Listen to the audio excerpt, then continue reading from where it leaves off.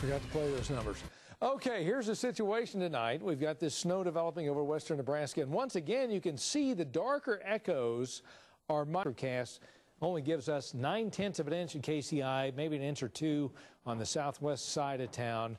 So it's looking better all the time for us. Just south and west of town, out toward Ottawa and Emporia, maybe much heavier. 13 degrees right now, and we have dry roads for now. Tomorrow night at this time, we'll probably have a little bit of a coating. Down to 2 overnight tonight, 4 at 8. Noontime temperature around 7 degrees. So it's going to be a cold day tomorrow with some light snow picking up in the afternoon and evening. Temperatures up to around 10 degrees and back to around 2 tomorrow night. Wind chills throughout the day below 0. And again, I'll say coating to 3, but that is... that's probably very optimistic for the snow itself. I think it's going to be a lot less. Trending in the right direction. Trending in the right direction. Of course, it only takes that much to create a lot of racks. That's true. But at least we won't have to shovel a lot this time. Thanks, Mike. Hopefully. All righty. Thank you. A Chechen-affiliated website claims an insurgent leader ordered last month's bombing at Russia's largest airport. 36 people died in the blast January 24th. The website says they just received a video from Doku Umarov, who had previously claimed responsibility for a double subway bombing in Moscow last year. Full-scale war to break away from Russia ended 10 years ago, but rebel attacks have continued sporadically. According to human rights groups, 297 people have died in the recent uprising in Egypt. Meantime, a Google marketing manager detained for 12 days in Egypt says he created the Facebook page that helped spark an internet revolution in the country. Also today, word that President Hosni Mubarak announced a 15% raise for all government employees. President Obama says the United States will recognize Southern Sudan as an independent country this summer. 98% of voters chose independence in a referendum last month in that country. In 5 months, they'll choose a new name, capital, and currency. But the list of problems is long. 85% of the future country can't read. A 15-year-old girl has a greater chance of dying giving birth than finishing school. Oil revenue provides 98% of the budget. Missouri state lawmakers say they're not the ones posting messages proclaiming their love of free lobbyist gifts. Hackers have targeted the Facebook accounts of 3 Republicans and 1 Democrat in the state house. In each case, the lawmakers said that they used a public Wi-Fi network to log into Facebook instead of the secure State House network. It seems like there's an app for everything, but your mobile phone will be capable of so much more. Fox 4 is working for you, dialing the future of smartphones. Kansas wants to produce more pharmacists, but will they work where pharmacists are most needed? Plus, the infestation at an assisted living home, the creepy crawly details on Fox 4 News at 9.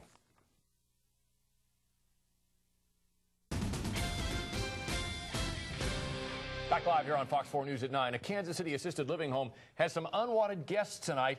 Now a state investigation is underway. Rock Hill Manor is fighting an infestation with bed bugs. Fox 4's Robert Townsend is working for you to get to the bottom of this pesky problem. Robert? Susan, it's a big problem for those guys. Let me tell you, Rock Hill Manor has battled bed bugs for months, and they aren't alone. Now, the health department, state officials, and Rock Hill Manor are all looking into this nasty, pesky problem.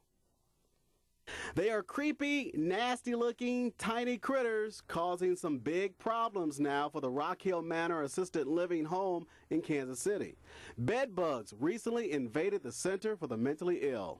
We basically gave them a consultation on what to look for. Rock Hill Manor first opened its doors back in 1916. Today, I went to try and find out if the facility is winning its battle with bed bugs. But no one would talk to me on camera. They contacted us twice. The Kansas City Health Department's top exterminator now helping the facility rid itself of the creepy crawlers. We went out, we discussed with them the basics of bed bugs, how to prevent them, what sort of treatments do work. Bed bugs hide in crevices, they hide in cracks, they hide in the wall sockets, light sockets.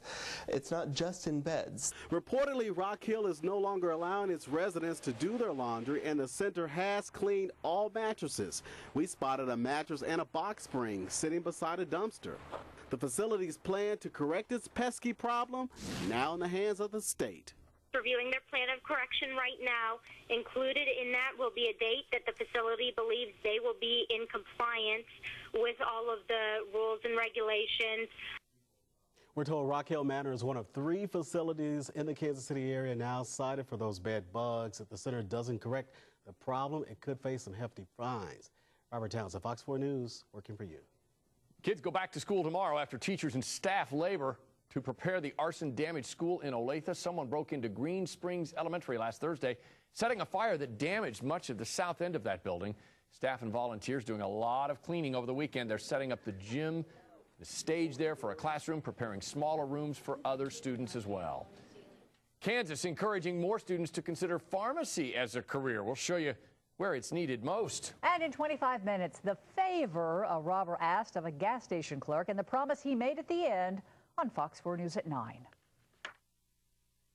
Next on Fox 4 News at 9. They're changing our behavior, altering our lives, redefining the way we do the simplest of tasks. A technological revolution sweeping the planet that will affect you.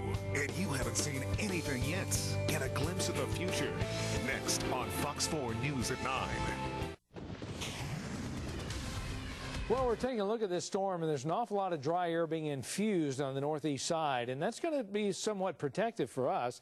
You take a look at the track coming, show you a long ranger that's an amazing flip-flop coming up. John and Susan. Okay, thanks, Mike.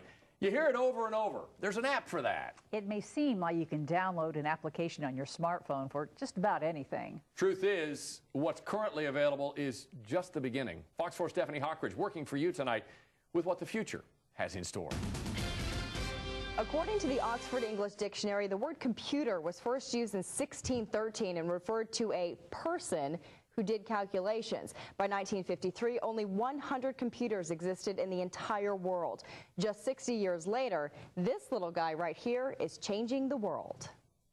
In January 1982, the Commodore 64 personal computer was introduced. A 1980s commercial advertising the revolutionary Commodore 64 is laughable. Just 30. It will be about the context in which the device is used. If you want your phone to tell you when there's severe weather or breaking news, there's an app for that too. We've got you covered with the Fox 4 News and Fox 4 Weather apps. Download them from our website, fox4kc.com. Working for you, Stephanie Hockridge, Fox 4 News. Mobile technology, certainly a part of pharmacy. But will any pharmacist be there to use it?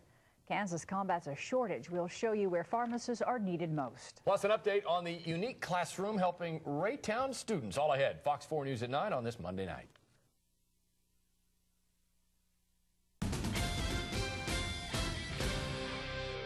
Welcome back. Life lessons can be hard to learn for students with certain disabilities. Fox 4's Stephen Chase reports on how one school district is hoping to overcome those challenges by giving them a unique classroom that's their very own. This quiet community here in Raytown is getting new neighbors.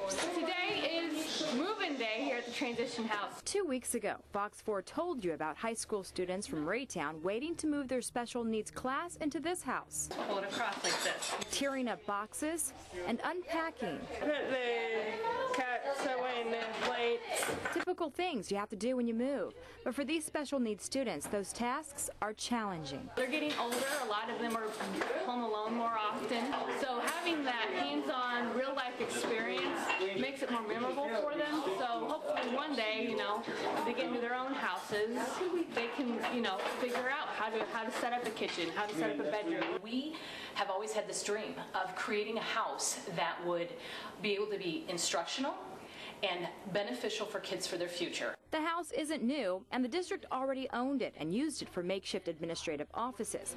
The district used $150,000 of government stimulus money to renovate the home, purchase appliances, and fit it appropriately for people with special needs. The architect that came in and did it really had an eye for detail and made sure that wheelchairs could get in and out. The transition house is basically a classroom that will now be used by 25 students with mild to moderate disabilities like autism to help them transition to life after high school and perhaps to live on their own someday. Stephen Chase, Fox 4 News, working for you in Raytown. Students being educated in Kansas to be pharmacists, but how many will go where they're needed most? Well, we're into the hour-by-hour mode now as the radar's lighting up out in Nebraska and heading east, and the first flakes here could greet you early tomorrow.